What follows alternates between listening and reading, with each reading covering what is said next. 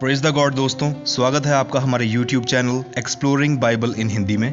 दोस्तों, ये हमारे चैनल का पहला वीडियो है और इस वीडियो में हम बात करेंगे कि आखिर बाइबल क्या कहती है डायनासोर्स के बारे में। आपने YouTube पे आज तक ऐसी वीडियो नहीं देखी होगी जिसमें ये बताया गया हो कि डायनासोर्स के बारे में बाइबल क्या कहती है। इसी तरह की बहुत सारी रोमांचित वीडियोस की सीरीज लेकर हम आपके सामने आते रहेंगे, इसलिए आप नीचे दिए गए सब्सक्राइब के बटन पे क्लिक कर लीजिए और साथ वाले घंटी वाले बेल आइकन को भी प्रेस कर लीजिए ताकि आपको हमारे आने वाली वीडियोस का नोटिफिकेशन मिलता रहे।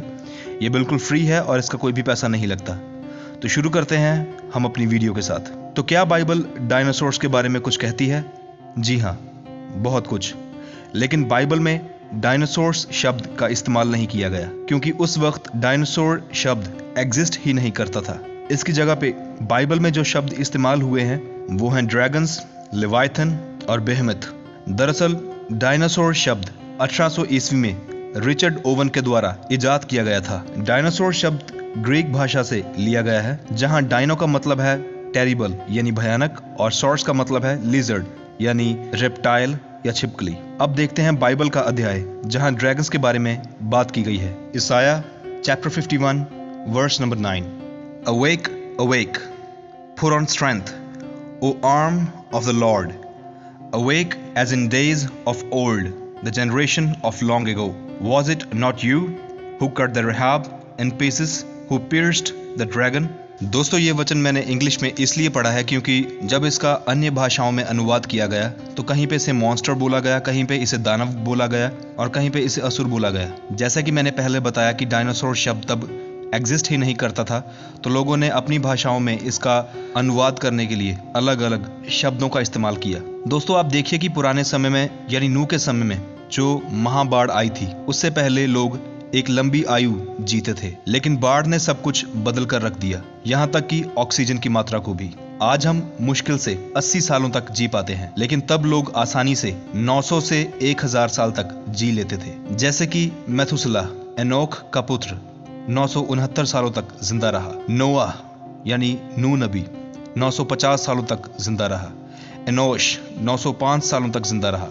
केनान 910 सालों तक जिंदा रहा। सैत 912 सालों तक जिंदा रहा और आदम की उम्र 930 वर्ष की थी। दोस्तों, बाढ़ से पहले अगर इंसान इतनी लंबी आयु जी सकता है तो जानवर भी जी सकते हैं, स्पेशली लिजर्ड्स। जैसा कि हम जानते हैं कि लिजर्ड्स स्पेशली कमोडो ड्रैगन्स का विकास कभी नहीं रुकता। अब इमेजिन करिए एक रेप्टाइल जिसकी आयु 900 साल की हो, पर वैसी रेप्टाइल या छोटी छोटी ड्रैगन्स नहीं जिन्हें हम जानते हैं, लेकिन वो जो एक्सटिंक्ट हो चुकी हैं। दोस्तों, एनिमल फाउंडेशन का कहना है कि पिछले 500 सालों में ही 1000 से ज्यादा रेप्टाइल्स यानी लिजर्ड्स की प्रजातियां एक्सटिंक्ट हो चुकी हैं यानी विलुप्त हो चुकी हैं, और कितनी ही प्रजातियां यानी स्पीशीज होगी जो लाखों साल पहले एक्सटिंक्ट हो चुकी हैं, जिनका इंसान को कभी पता ही नहीं चल सका। इसके अलावा अब भी 38% प्रजातियां ऐसी हैं जो विलुप्त होने की कगार पे हैं, लेकिन उस वक्त इंसान डायनासोर्स के साथ इसी पृथ्वी पे रहता था। यही वजह है कि आज भी ऊटा के नेचुरल ब्रिजेस में पेट्रोग्लिफ्स यानी गुफाओं में पत्थरों पे उकारी गई डायनासोर्स की पेंटिंग मिल रही हैं। पूरी दुनिया में जगह जगह ड्रैगन्स और डायनासोर्स की कहानियां हैं और यहाँ तक कि धार्मिक ग्रंथों में भी डायनासोर्स और ड्रैगन्स का जिक्र मिलता है। और यहाँ तक कि 2015 में डायनासोर की हड्डियों में सॉफ्ट टिश्यू भी मिला है।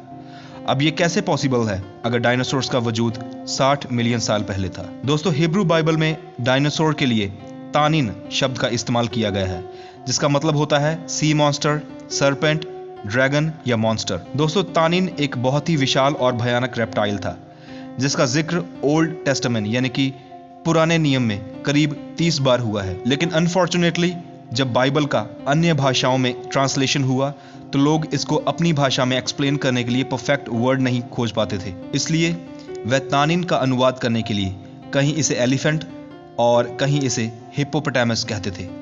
पर जब हम उस पर्टिकुलर पूरे अध्याय को पढ़ते हैं तो हम जानते हैं कि ये कोई हाथी या गेंडा नहीं है, ये रेप्टिलियन, ड्रैगन और डायनासोर्स है। एग्जाम्पल के तौर पे जब हम पढ़ते हैं बुक ऑफ जॉब चैप्टर 40 उसका verse number 15, Behold Behemoth, which I made as I made you. He eats grass like ox. Behold his strength in his loins, and his power in the muscles of belly. He makes his tail stiff like a cedar. दोस्तों, cedar एक बहुत बड़ा पेड़ होता है जिसे आप इस वक्त अपनी स्क्रीन पे देख रहे होंगे। तो सोचिए, जिसकी सिर्फ पूंछ ही इस पेड़ के जितनी बड़ी थी, वो जीव खुद कितना बड़ा होगा। ये कोई एलिफेंट या हिप्पो नहीं है। दोस्तों आगे हम पढ़ते हैं सेम बुक ऑफ जॉब यानी अयूब की किताब, चैप्टर नंबर 40 और उसका वर्स नंबर 19 से। और ये वर्स मैं आपके लिए हिंदी में पढ़ने जा रहा हूँ। वह ईश्वर का मुख्य कार्य है जो उसका सृजनहार हो उसके निकट तलवार लेकर आए। लेकिन यहाँ यहोवा का कहने का मतलब ये है कि उसका सृजनहार कोई और नहीं, अगर कोई है तो वह तलवार लेकर उसके निकट आए। आगे हम पढ़ते हैं, निश्चय पहाड़ों पर उसका चारा मिलता है जहाँ और सब वन पशु कालोल करते हैं। वह छतनार वृक्षों के तले नरकटों की आड़ में और कीच पर लेटा करता है। छतनार वृक्ष उस पर छाया करते हैं। वह नाले के बेंत के वृक्षों से घिरा रहता है। चाहे नदी की बाढ़ भी हो तो भी वह न घबराएगा, चाहे यर्दन भी बढ़कर उसके मुंह तक आए, परंतु वह निर्भय रहेगा। जब वह चौकस हो तब क्या कोई उसको पकड़ सकेगा या फंदे लगाकर उसको नाथ सकेगा। दोस्तों यहाँ लिखा गया है कि यदि बाढ़ भी आ जाए तो भी वह उसमें डूब नहीं सकता और कोई उसे पकड़ नहीं सकता और ना ही उसको नाथ सकेगा। यानी वह कोई ऐसा जीव नहीं है जो पकड़कर पालतू बनाया जा सके। अब देखते हैं कि आग उगलने वाले ड्रैगन के बारे में बाइबल क्या कहती है। दोस्तों आग उगलने वाले ड्रैगन को एक्सप्लेन करने के लिए जो हिब्रू बाइबल में वर्ड इस्तेमाल हुआ है वो है लिवाइथन, और हिंदी में इसे लिब्यातान कहा गया है। आगे हम पढ़ते हैं same book of job chapter 41 से। फिर क्या तू लिब्यातान को बंसी द्वारा खींच सकता है? वह डोरी से उसकी जीभ दबा सकता है? क्या तू उसकी नाक में नकेल लगा सकता है? वह उसका जबड़ा कील से भेद सकता है? अब हम आगे पढ़ते हैं same book of job chapter 41 और वर्स नंबर 19 से। उसके मुंह से जलते हुए पलीते निकलते हैं और आग की चिंगारियां छूटती हैं। उसके नथुनों से ऐसा धुआं निकलता है जैसा खौलती हुई हांडी और जलते हुए नरकटों से। उसकी सांस से कोयले सुलगते और उसके मुंह से आग सी लौ निकलती है। आग उगलने वाला ड्रैगन, क्या आप इस पे विश्वास करते हैं? जी हाँ, मैं तो करता हूं। ये यहोवा का वचन है और ये बहुत स्पेसिफिक है।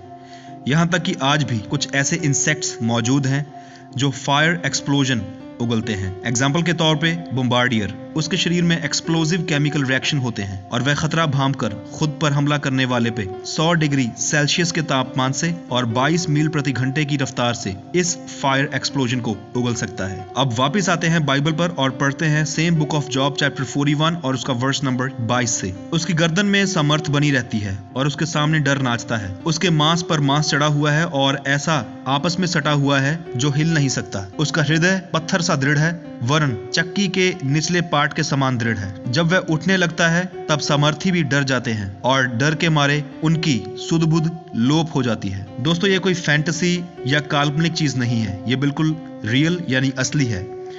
आगे हम पढ़ते हैं वर्स नंबर 26 से। यदि कोई उस पर तलवार चलाए तो उससे कुछ ना बन पड़ेगा, और ना भाले और ना बर्छी और ना तीर से। वह लोहे को पुआल सा और पीतल को सड़ी लकड़ी सा जानता है। वह तीर से भगाया नहीं जाता।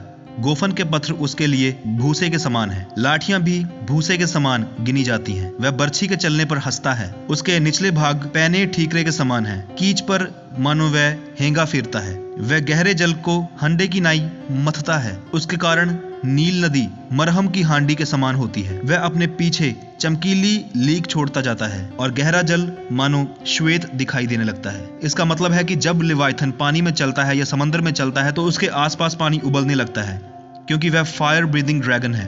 और जहां से वह निकलता है उसके पीछे धुएं की मानो एक लकीर बनती है, जैसा रॉकेट के पीछे बनती है।